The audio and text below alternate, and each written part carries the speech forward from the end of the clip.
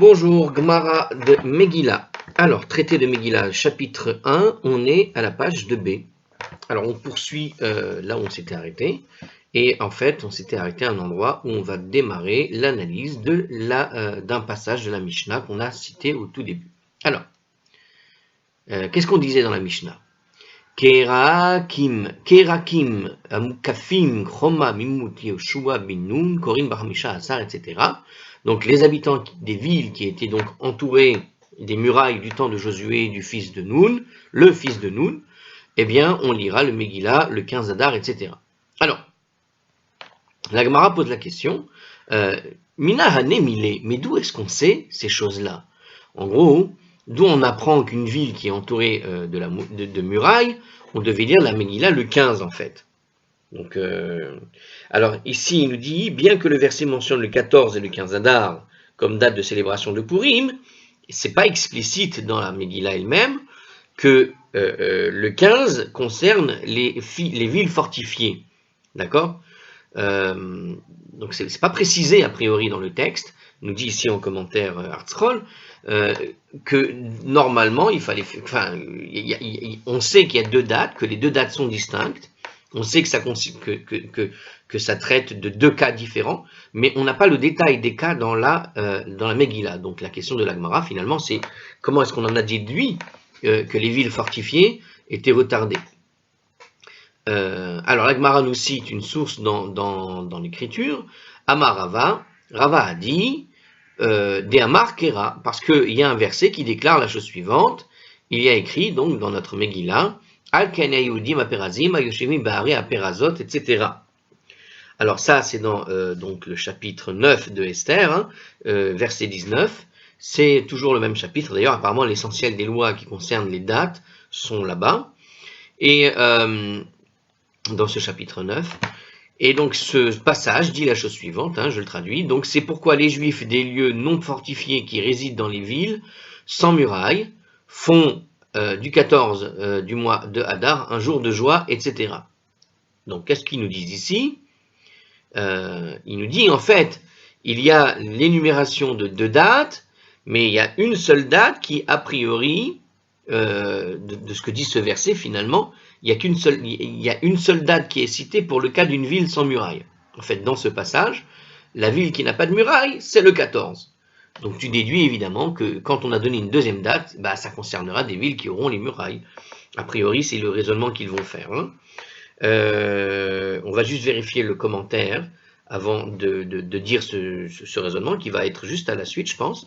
Alors littéralement, le mot parouz, quand dans le verset on a dit Akanayudim aperazim, Ayoshevim Bahare Aperazot, donc la racine, le mot parouz, ça veut dire éparpillé, dispersé.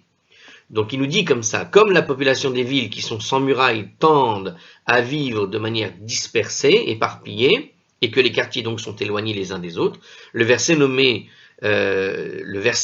qui dit des villes à Perazot, quand il y a écrit les villes de Perazot, ça veut dire donc des villes ouvertes en quelque sorte, puisque les habitations sont éparpillées un peu partout. Les villes fermées sont plus, resserrées. C'est ce que nous explique Rashi en fait. Donc les villes à Perazot, ça veut dire des villes éparpillées, dispersées, donc c'est l'idée de villes sans murailles. En outre, les habitants de ces villes sont nommés des Pérazim, donc pareil, des gens qui sont dispersés. Or, quand tu es dans une ville avec une muraille, tu n'es pas dispersé, puisque tu es plutôt concentré en général. Donc c'est la différence entre une ville avec muraille, sans muraille, dispersé, concentré, quoi. Avec muraille, tu es plutôt concentré, sans muraille, dispersé. Donc c'est comme ça que définit l'idée de ville ouverte, sans muraille. C'est dans le terme qui est dit, les villes en fait, finalement dispersées comme ça. Les habitants sont des gens qui sont dispersés les uns des autres. Alors justement, qu'est-ce que nous dit la Gemara sur ça? Midi prazim be'arbara asa. Or, puisque le verset enseigne que les villes où les gens sont dispersés, donc les villes sans murailles, célèbrent en fait Purim le 14 Adar, Mukafin b'chamisha asar. Donc ça implique que quand on a cité le 15 Adar, voilà ce qu'on disait, Ça concerne donc les villes fortifiées. Donc les villes fortifiées, c'est le 15 Adar, il n'y a pas vraiment de choix. Alors, on n'a que 2 dates qui sont mentionnées dans la Megillah, nous précise encore Rashi, là, dans un commentaire. Le 14 et le 15 Adar, dans Esther, chapitre 9, verset 21. Puisque le 14 a été explicitement assigné aux villes qui sont sans murailles, le 15 concerne obligatoirement des villes qui sont fortifiées. Donc voilà, c'était très simple. Alors la Gemara pose tout de même une question et se demande si cette déduction du verset s'impose.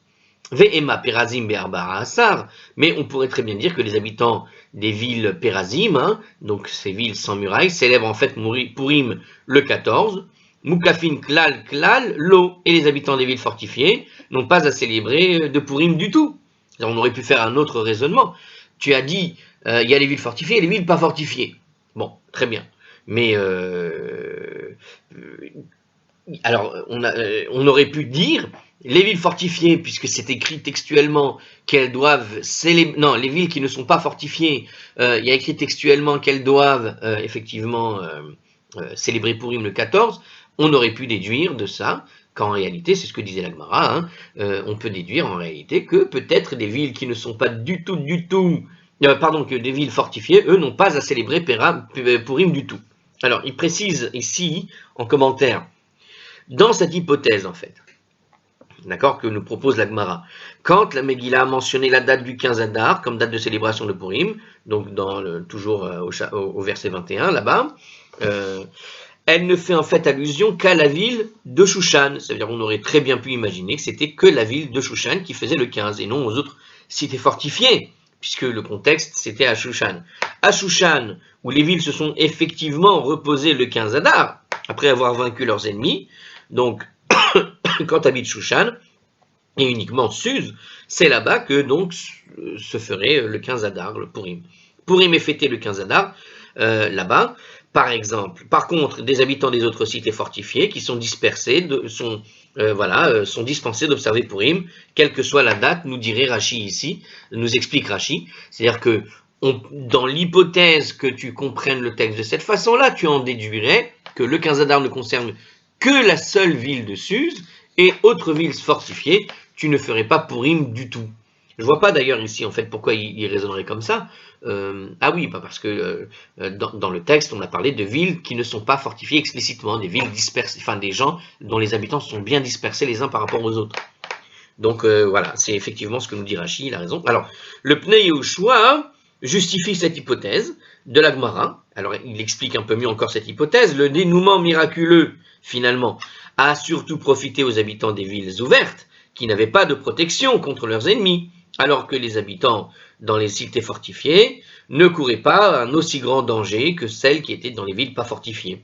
C'est pourquoi la délivrance n'aurait pas revêtu pour eux une telle importance. Ça veut dire que normalement, théoriquement, c'est une belle explication du Pnei Yehoshua, le miracle, il est venu pour des endroits qui étaient sans défense. La fortification d'une ville, c'est la première défense dans une ville.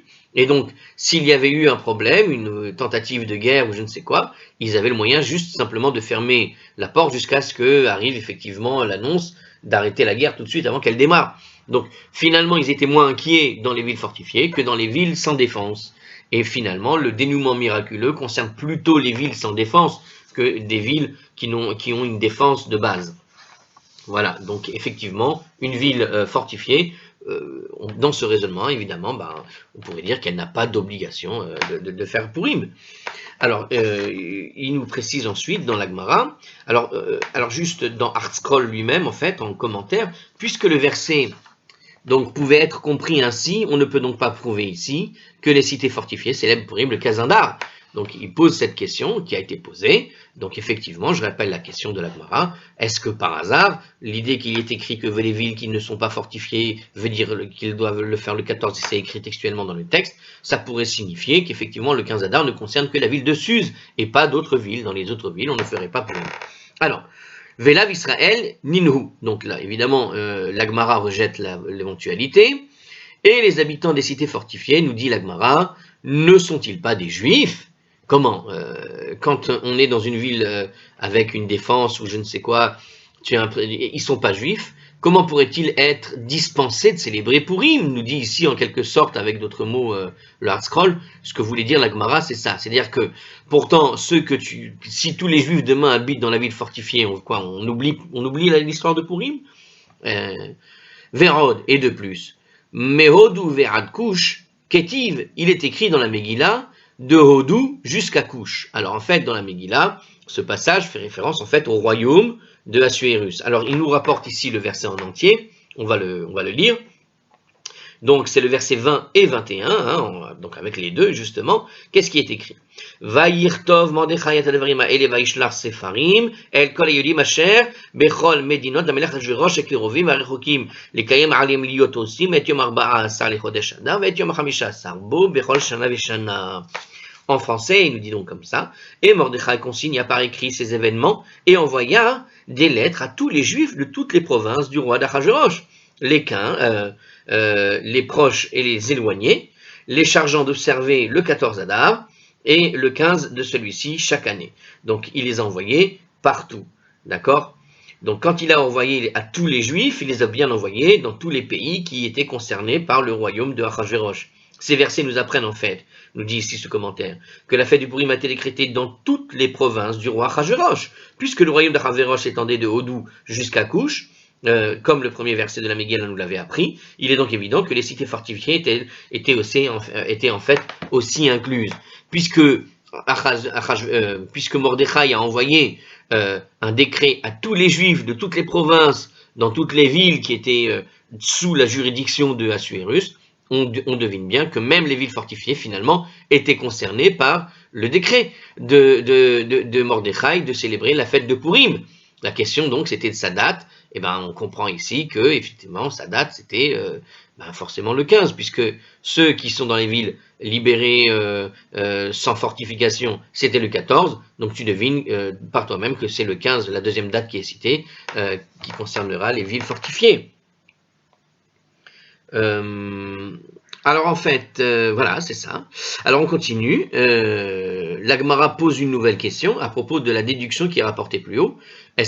Parce que le verset pourrait laisser entendre en fait une autre déduction. Donc là, on a donné une première déduction, mais regardez une autre manière de comprendre ce qui est écrit. Donc quand il dit de Hodou à Kush, d'accord, ça veut dire ça concerne tous les Juifs qui habitaient toutes ces régions, d'accord. Mais il va poser quand même une autre manière de réfléchir. Ve'ema perazim Béar Bessar, mais on pourrait dire en fait que les villes qui sont sans murailles, les Pérazim, encore une fois, dispersées, célèbrent Purim le 14, Moukafin Béar Bessar ou Bachamessar, et les cités fortifiées célébreraient alors Purim pendant 2 jours, le 14 et le 15.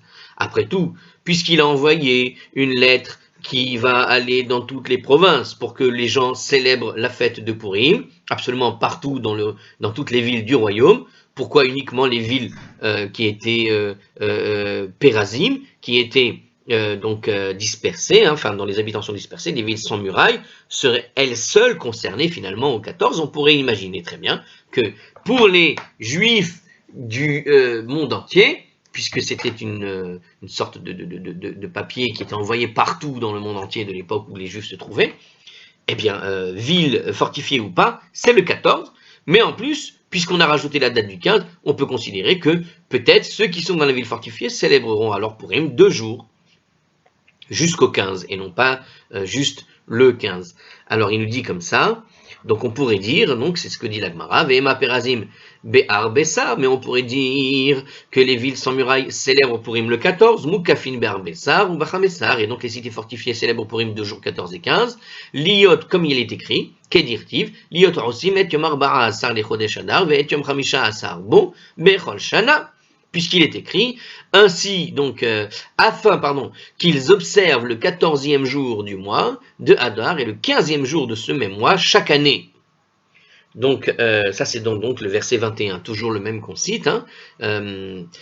Apparemment ce verset nous dit que Purim dure 2 jours a priori, le 14 et le 15 Hadar.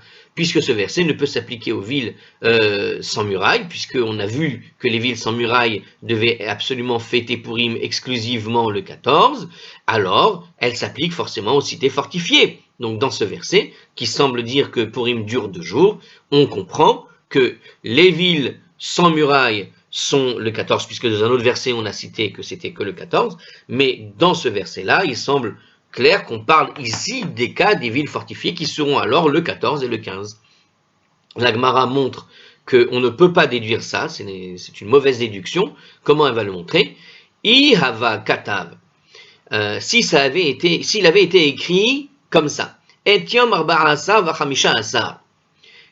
S'il avait été écrit dans ce verset le 14e jour et le 15e jour.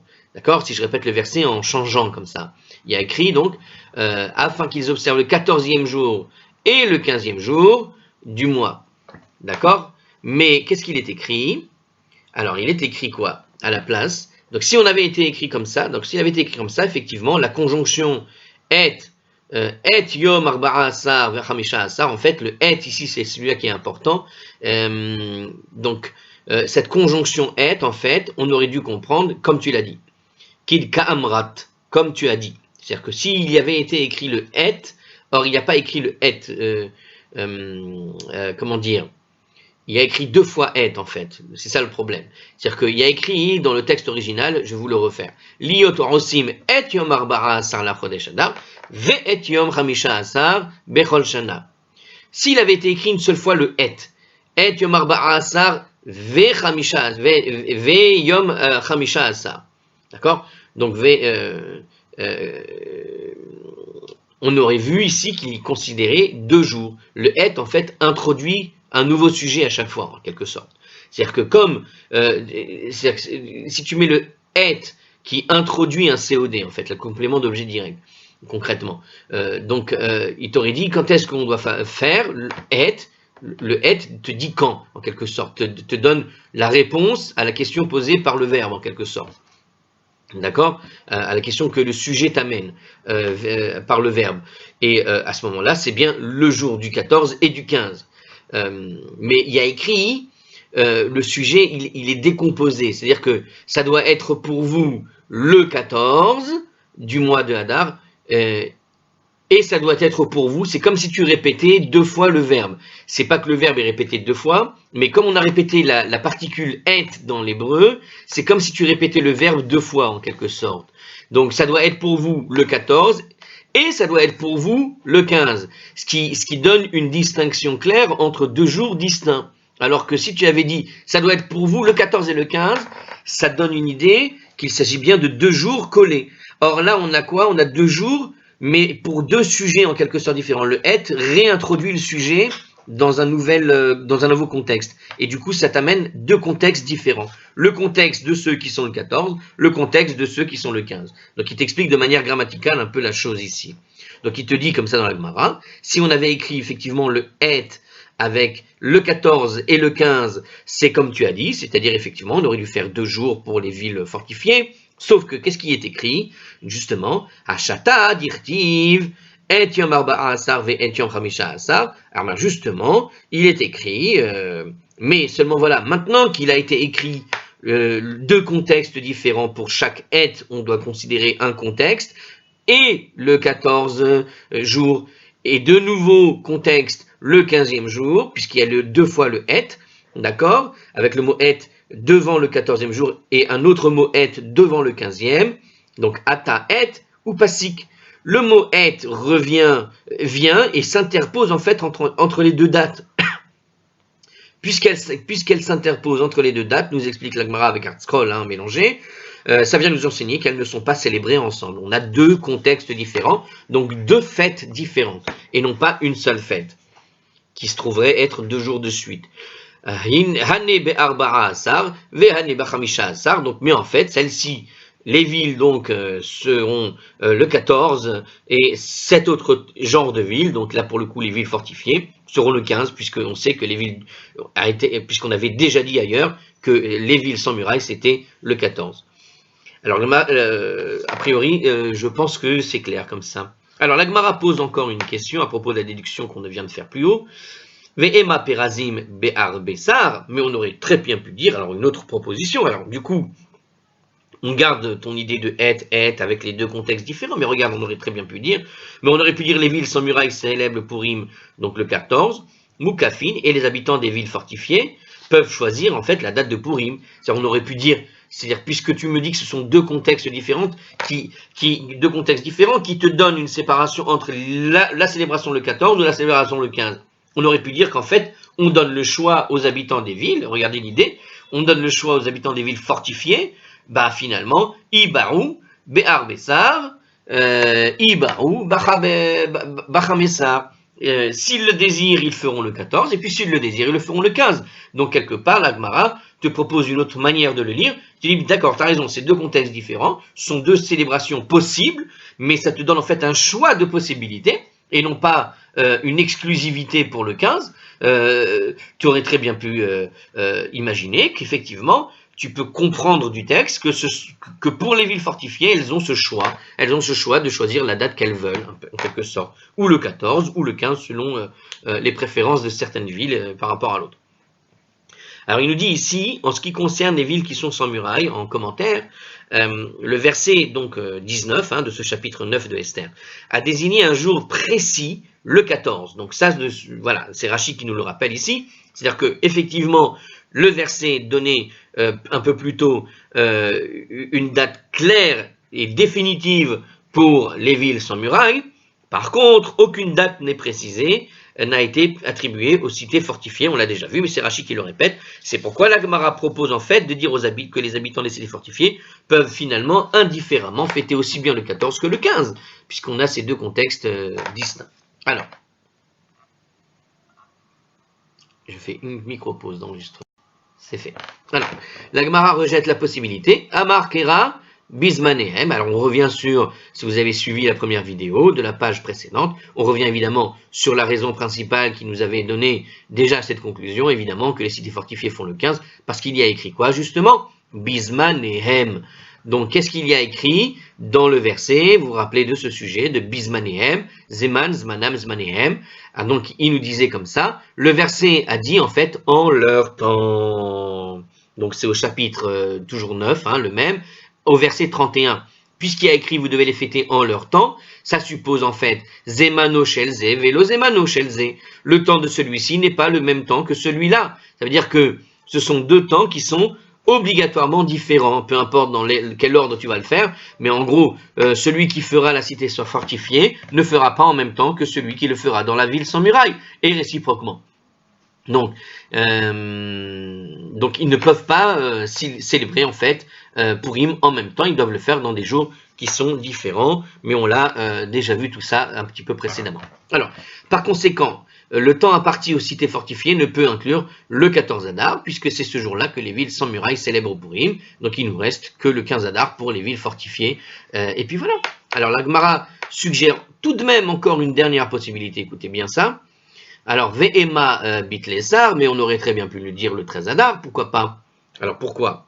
Alors, pourquoi le 13 Adar? Parce qu'on avait vu déjà plusieurs fois, si vous vous rappelez, dans la page d'avant, on a vu que le 13 Adar, en fait, est une date qui est intrinsèquement liée au miracle lui-même de Purim, puisque c'est le 13 Adar qu'ils ont fait cette guerre et qu'ils l'ont gagnée. D'accord?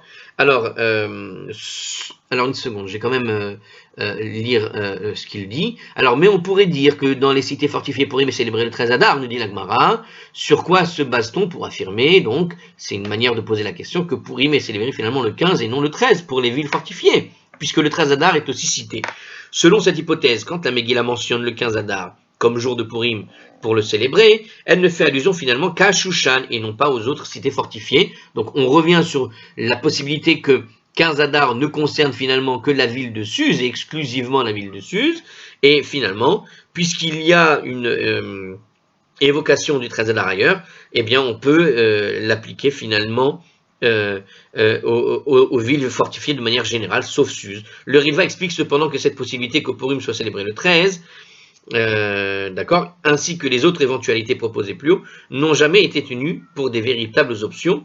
Elles n'ont servi qu'à clarifier la proposition initiale de la Gemara par le biais d'un jeu de questions-réponses. En réalité, moi j'essaie de vous trouver des justifications pour le 13, mais apparemment le Ritva lui te dit que c'était pas sérieux comme justification, c'est juste qu'on s'en est servi comme argumentation pour bien fixer la date du 15. Ok. mais bon, il la propose quand même. Et sur la base de quoi? Bon, on a vu dans le commentaire que la raison de la base du 13, c'est qu'on sait que c'est la date où ils ont gagné la guerre. Et donc on aurait pu imaginer qu'effectivement des villes fortifiées puissent célébrer le 13 Adar, finalement Pourim. Et c'est juste que quand il était cité le 15, ça aurait pu être effectivement la date pour la ville de Suse exclusivement. Alors la Gemara répond tout de même, Keshushan. Mais il est plus logique de dire qu'une cité, Keshushan, ça veut dire comme Suse en fait. Ça veut dire, en réalité, la logique c'est de dire, non, les villes fortifiées en fait sont en fait célébrées effectivement. Donc il y a une part de raison. C'est-à-dire, tu as raison de dire que ça aurait pu être le 13, mais la logique veut que des villes fortifiées, tu fasses comme celle de Suse, comme ce qui s'est passé à Suse. C'est-à-dire, Suse, effectivement, c'est bien celle-là qui est définie par le 15 Adar, mais en réalité, on va appliquer à toutes les autres villes, une règle qui s'applique aux villes qui ressemblent à Suse. Tu fais la même chose, tu leur fais la même date. C'est-à-dire que la logique veut que tu fasses la même date des villes fortifiées à ce qui s'appliquerait exclusivement à Suse. Donc si à Suse, tu en déduis qu'il faut faire le 15, on fait comme à Suse dans des villes qui ressemblent à Suse, à savoir qu'elles se ressemblent par les fortifications uniquement. Voilà, alors dans les mots ici qu'il propose ArtScroll, puisque le verset n'a précisé aucune date pour des villes fortifiées, on suppose que Pourim est célébré le 15, le jour où les habitants de Shushan ont fêté leur victoire après avoir défait leurs ennemis, tout simplement. Voilà, c'est la page alors c'est toujours chapitre 9, au verset 18, c'est écrit là-bas. Bien, alors continuons. Le verset à partir duquel on a déduit la date, alors, qu'est-ce qu'il nous dit ici ? Alors, il propose une nouvelle introduction, sur 5 mots, on a fait toute une paracha. Alors, le verset à partir duquel on déduit la date du 14 pour les villes sans murailles et du 15 pour les cités fortifiées, ne fait allusion qu'aux festivités qui sont liées à la fête de Pourim, mais non à la lecture de la Megillah. Donc, lorsque l'on a analysé ces versets, on ne parlait que de la festivité de Pourim. Donc, mais la lecture de la Megillah, par contre, c'est un autre sujet. Alors, il nous précise comme ça en commentaire, on a le verset en question justement, on va le refaire. Aken ayudim aperazim, ayoshevim ba'are aperazot, osim yom ba'asar lechodesh adar, simcha o mishte, veyom tov, mishloach manot, ish lereu. Quand tu regardes ce qu'il est écrit, on parle des festivités de Pourim. Regardez le verset, vous allez comprendre de quoi il parle. C'est pourquoi les Juifs des lieux non fortifiés qui habitent dans les villes sans murailles font du 14e jour du mois de Hadar un jour de joie, de festin et de fête et d'envoi de part à l'autre. Mais on n'a pas cité la lecture de la Megillah. Alors la Gemara va poser finalement la question, mais d'où on sait qu'il faut lire finalement la Megillah à la même date où on va faire toutes les festivités. Donc d'où est-ce qu'on a déduit qu'il fallait lire aussi la Megillah, puisque dans les règles qui sont citées sur ce verset, on n'a que les règles liées à la fête elle-même, qui correspondent donc, je répète, Mishloach Manot, Matanot Levionim, et Mishte de Pourim, et un quatrième qui est dedans. Qu'est-ce qu'il a dit oui, non, c'est ça, voilà, je vous ai dit. Alors on y va. Donc posons la question de la Gemara avec la Gemara elle-même. Ashkechan Asiya. Nous n'avons trouvé que les choses que l'on doit faire, les célébrations, comme ils ont traduit ici avec ArtScroll. Asiya, littéralement, ça veut dire l'action. Le verbe du verbe larasot, osim. Donc il s'agissait, c'est le verbe agir. Ils agissent, ils font, etc. Donc le mot asiya ici, ce qu'on appelle un ma'asé, une action, quelque chose que l'on peut, qui se traduit par l'idée d'une chose qui a été réalisée avec les mains, par exemple. Donc on a l'idée de l'action qui est proposée ici dans la question de la Gemara. Donc il nous dit comme ça, à travers les mots de la Gemara, nous avons trouvé que les choses qu'il y a à faire pendant la fête. Mais parmi ces choses qu'il y a à faire, qu'est-ce qu'on a vu dans la liste des choses? On n'a pas vu en tout cas la Megillah. Donc on a vu que la partie active, envoyer des cadeaux, donner aux pauvres, des mitzvahs de ce genre-là. Mais on n'a pas vu, il nous manque la mitzvah, Zechira Minalan. Mais d'où est-ce qu'on sait qu'il faut le rappeler? Parce que lire la Megillah, finalement, ça consiste à rappeler l'histoire de Esther. Donc, on a vu la partie active de la fête, Mais la partie zichron, la partie zikaron, celle qui concerne le souvenir de la fête, le souvenir des événements, où est-ce qu'il y a écrit qu'il faut évoquer l'histoire de Purim. Donc,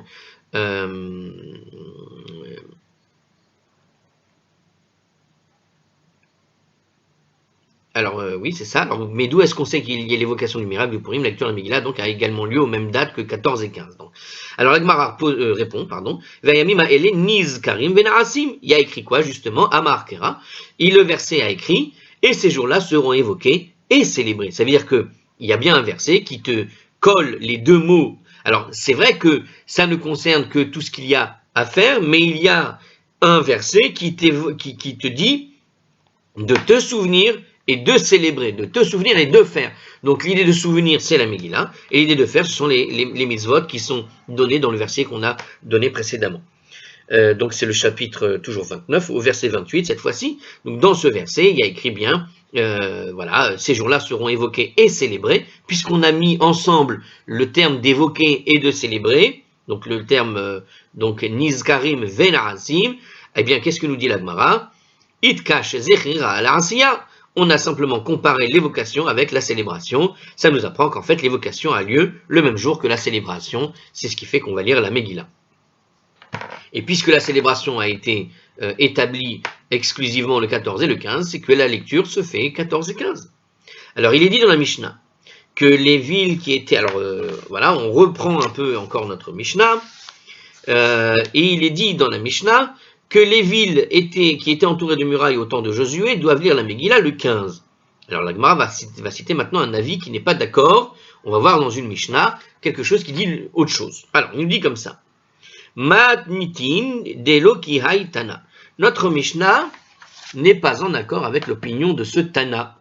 Des Tanya, parce qu'il a été enseigné dans une braïta. Rabbi Yoshua ben Korcha, Omer, Rabbi Yoshua, le fils de Korcha, ben Korcha, a dit Kerakin amukafin choma mimot achashverosh, Korin bachamisha asar. Les habitants des villes qui étaient entourés de murailles au temps d'Achashverosh lisent la Megillah le 15. Donc on voit dans une Mishnah qu'on ne fait pas remonter les fortifications, les villes fortifiées depuis le temps de Josué, mais depuis le temps de Achashverosh, qui fait 500 ans, 600 ans d'écart. Petit rappel, Achashverosh, on est dans les moins 580, quelque chose comme ça. Moins 530, moins 510. Et puis Josué, on remonte à moins 900 dans ces eaux-là, moins 1000 même. Donc on a 500 ans d'écart, quoi, minimum. Donc pourquoi on a fait remonter jusqu'à Josué, en gros?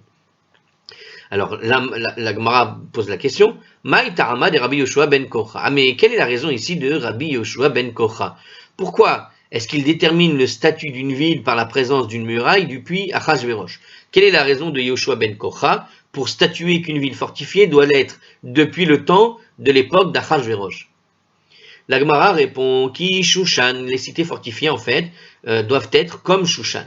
Ça veut dire tout simplement des cités, comme on a vu dans la réflexion précédente, dans l'une des conclusions qu'on a dit, les villes fortifiées, Keshushan on avait établi comme réflexion, puisque les villes doivent être célébrées, puisque les villes fortifiées dans lesquelles il faut célébrer le 15 doivent ressembler à la ville de Shushan, c'est-à-dire fortifiées comme la ville de Shushan, puisqu'on a établi cet argumentaire précédemment, a priori, Keshushan, donc pour Rabbi Yoshua ben Korcha, qui Shushan, ça doit être tout simplement fortifié comme à Shushan.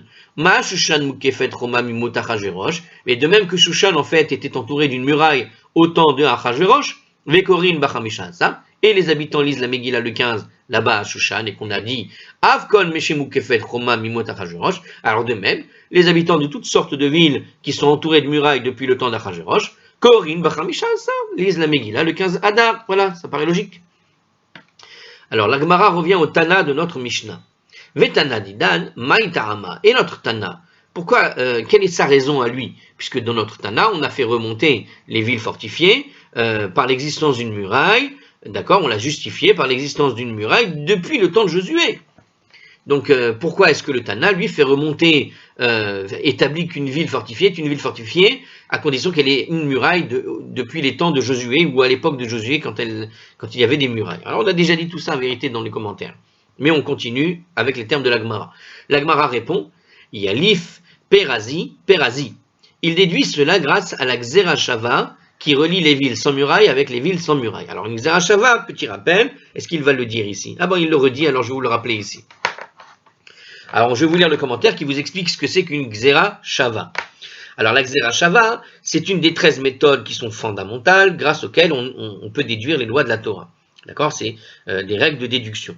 En fait, comment ça se passe une Xerashava? Si vous avez deux mots ou deux phrases qui sont semblables et qui apparaissent dans deux passages de la Torah, même si on a deux passages complètement différents au niveau de la Torah, c'est-à-dire deux passages de Torah, c'est pas uniquement dans les 5 livres de la Torah, mais même au niveau des prophètes et autres.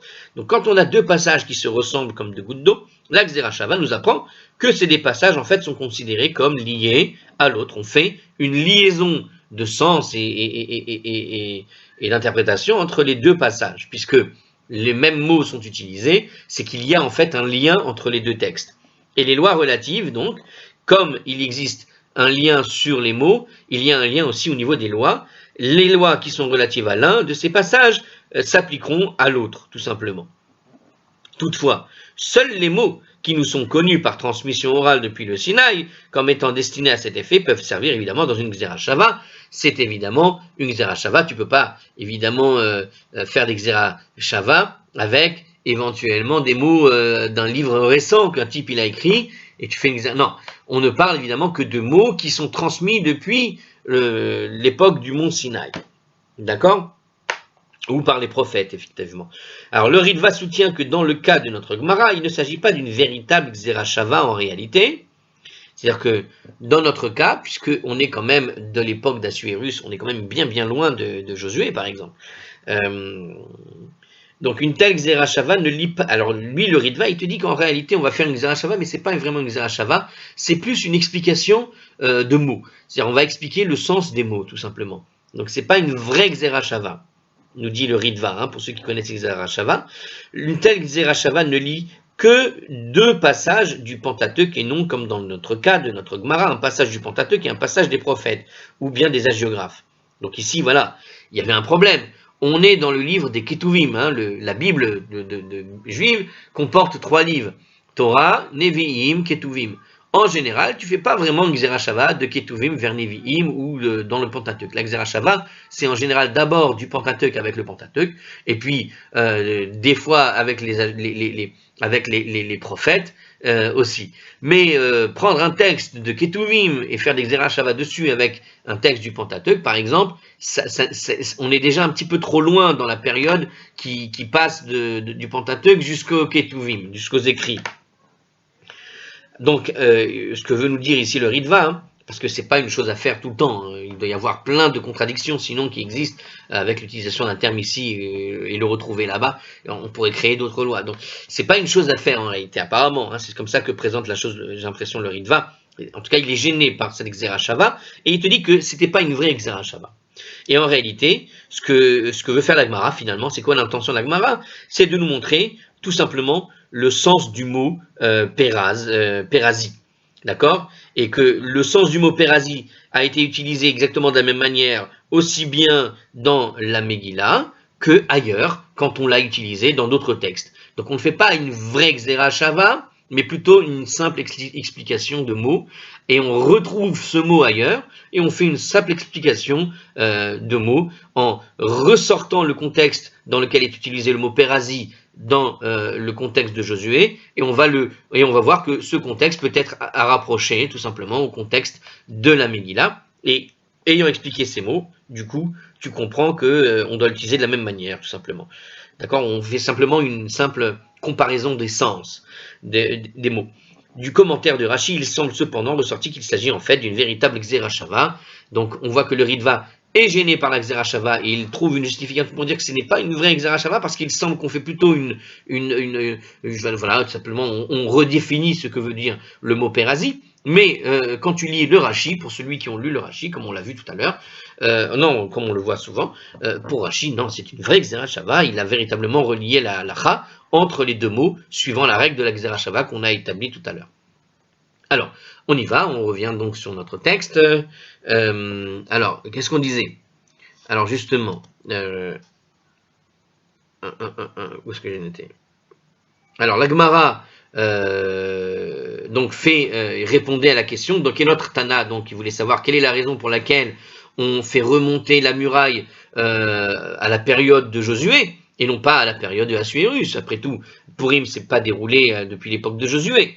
Alors, il nous dit comme ça, Yalif, Perazi, Perazi. Il le déduit entre ville sans muraille et ville sans muraille. En fait, vous savez pourquoi le Ritva, il a dit que c'est pas une Xerashava? Parce que d'habitude, quand c'est une Xerashava, c'est écrit textuellement. Or là, il le dit pas. Il utilise le mot Yalif. Il utilise le mot qui veut dire déduction. Donc, Rashi va t'expliquer, c'est une Xerashava, mais en fait, le terme de la Gemara, ici, est un terme un peu plus léger, plus ambigu, qui veut dire Yalif. Yalif, qui veut dire ici déduire. C'est une déduction entre le Pérazi ici et le Pérazi là-bas, tel qu'il est mentionné ailleurs. Alors on y va. Qu'est-ce qu'il est écrit? Ketivacha, il est écrit ici, Alken Ayodim a Pérazim. C'est pourquoi les Juifs de ville, donc dispersés, sans muraille, comme on l'a traduit. Donc c'est toujours le verset 19 du chapitre 9 de Esther. Ce verset a été déjà, on l'a déjà rapporté entièrement, vous en souvenez. Donc on a vu ce mot, voilà. Il y a écrit donc Alken Ayodim a Pérazim. Donc le terme Pérazi est utilisé ici. Mais il est écrit là-bas, Levad Me'are a Pérazi, Harbe Me'od. Donc ça c'est écrit où?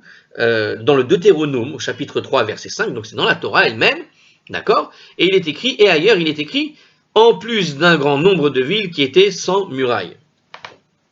Alors, le verset en fait décrit les territoires qui étaient conquis par le peuple juif en route pour Eretz Israël au temps de Moïse et de Josué, nous dit Rashi. Donc c'est le fameux passage où il démarre la conquête avant de rentrer en Israël. On va dire il démarre la conquête en amont, d'accord? On est encore avant la conquête.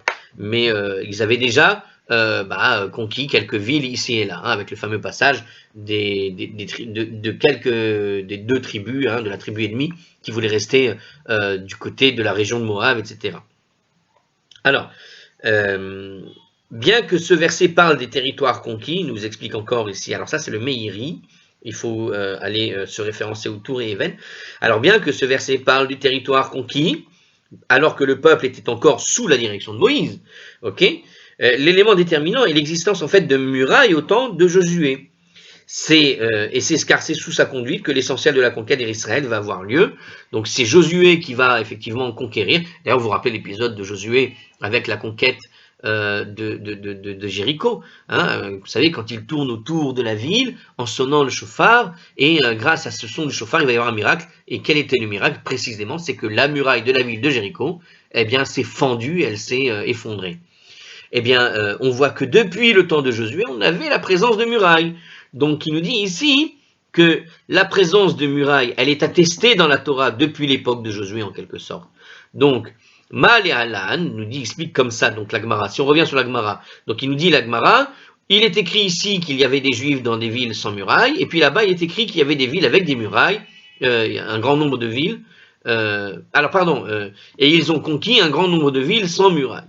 D'accord? Donc depuis l'époque de Josué, on parlait de villes sans murailles. Mais puisqu'on parle de villes sans murailles, c'est qu'il en existait de même avec Mal et Halan, Mukfat, Choma, Mimut, Yeshua, Binoun. Donc de même que là-bas, il s'agissait d'une ville qui n'était pas entourée d'une muraille avec au temps de Josué, le fils de Noun. Avkan, Mukfat, Choma, Mimot, Amali, Yeshua, Binoun. Alors de même ici, il s'agit des villes qui sont entourées de murailles. D'une ville qui n'était pas entourée de murailles du temps de Josué, de fils de Noun. Alors j'ai pas compris. De même, il s'agit du temps de Josué, fils de Noun. D'accord, bon. Ce qu'il est en train de dire en gros, c'est que le terme Pérazi, ayant été utilisé depuis l'époque de Josué pour définir ce que sont les villes sans murailles, donc lorsque la Megillah utilise le mot Pérazi, en fait, elle parle aux Juifs. Elle parle aux Juifs qui savent de quoi on parle. Or, de quoi on parle? De ville Pérazi. C'est une expression qui est utilisée depuis l'époque de Josué pour désigner toute ville sans muraille. Mais puisqu'on utilise une expression qu'on utilisait depuis l'époque de Josué pour définir ce qu'est une ville sans muraille, c'est que ça sous-entend que que l'intention des écrivains finalement de la Megillah, en ayant utilisé ce terme particulier, que les gens ont reconnues comme étant les villes depuis l'époque de Josué, alors c'est qu'on fait référence à des villes qui sont semblables depuis l'époque de Josué et non pas depuis simplement l'époque où s'est déroulé les événements. On a fait exprès d'utiliser ce terme dans la rédaction de la Megillah pour te faire comprendre à toi qui va la lire que le 15 Adar doit être célébré Pourim dans des villes et le 14 en réalité, puisque le 14 c'est les villes sans murailles, puisque c'est ça le sujet ici qui fait la comparaison jusqu'à Josué. Et bien, de la même manière que les villes sans murailles sont des villes sans murailles aussi les mêmes que depuis l'époque de Josué, ben de la même manière, les villes avec murailles doivent être celles qui remontent au moins jusqu'à Josué. C'est le raisonnement qui est fait. Alors, on va le voir dans les termes comment on appelle ça, de Hartscroll. Alors, nous avons suivi en fait les corrections du texte proposé par Rashi et le Gra. En fait, oui, j'ai lu les parenthèses qui sont proposées dans le livre de Agmara ici, de Hartscroll. On passe de ça. Regarde, bon, alors, écoutez, c'est le sujet du commentaire, on va le faire quand même. Alors, dans d'autres versions de l'Agmara, on pouvait lire Ma lehalan mukefet Roma mimoti Yoshua bin Nun, de même que là-bas, les villes étaient entourées d'une muraille du temps de Josué, le fils de Nun. Alors, de même, mukefet Roma mimoti Yoshua bin Nun, de même ici, il s'agit d'une ville qui est entourée d'une muraille du temps de Yoshua bin Nun. En fait, la différence des deux versions, c'est que il y a une version qui ne cite que le terme Pérasie, c'est-à-dire qui ne cite que les termes qui parlent de la ville sans muraille et qui fait la comparaison des villes sans muraille entre l'époque de Josué et l'époque d'aujourd'hui. Et puis il y a une autre version qui existe, corrigée par Rashi, dans laquelle il fait simplement référence à la ville avec muraille. Bon, ça revient au même, dans la manière dont je vous l'ai expliqué, on retrouve la même conclusion. Rashi en fait supprime Mukefet Roma, entouré d'une muraille, parce qu'il s'agit de Pérasie, la ville ouverte, qui ne sont donc pas entourée de muraille. Donc en fait c'est Rashi qui a enlevé le terme de ville entourée de muraille, puisque l'analyse du mot Pérasie a été faite depuis l'époque de Josué. Mais comme je vous l'ai expliqué, on pouvait très bien utiliser en réalité Mukefet Roma, et ne pas utiliser la correction de Rashi en parlant de villes qui seraient sans muraille, tout simplement parce que la comparaison au niveau temporel, elle est faite sur le mot Pérasie, et que quelque part, c'est bien une intention d'avoir utilisé ce mot pour te ramener dans la temporalité de Josué, c'est-à-dire que tu dois comparer les villes par rapport à l'époque de Josué, non pas à l'époque de Suse. Voilà, tout simplement. Et donc on en déduit que le 15 Adar, tu le fais sur des villes qui seront entourées de murailles depuis l'époque de Josué. Mais la question qu'on pourrait se poser, pour des villes qui seraient nouvellement entourées de murailles, pourquoi est-ce que à ce moment-là on ne pourrait pas faire le 15 ? C'est une question, je ne sais pas s'ils vont la poser après, dans la Gemara. Deuxième commentaire, c'est pourquoi une ville qui ne serait pas entourée de murailles au temps de Josué est considérée comme telle en ce qui concerne la lecture de la Megillah, même si plus tard, au temps d'Achashverosh, elle avait une muraille, nous dit Rashi. Comme le terme qui a été utilisé est celui précisément de Pérasie pour revenir à la temporalité du temps de Josué.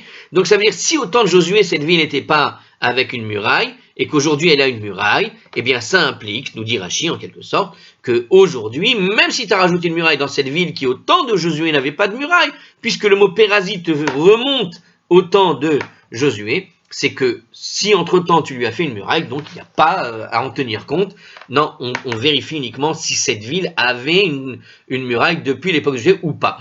Voilà, donc c'est bien sur ce terme-là que s'applique finalement cette temporalité, ce retour en arrière pour déterminer quand est-ce que la ville, oui ou non, a une date spécifique, le 15 ou le 14, en fonction de la muraille qui s'y trouvait ou pas. Voilà, et bien on va faire la suite un peu plus tard.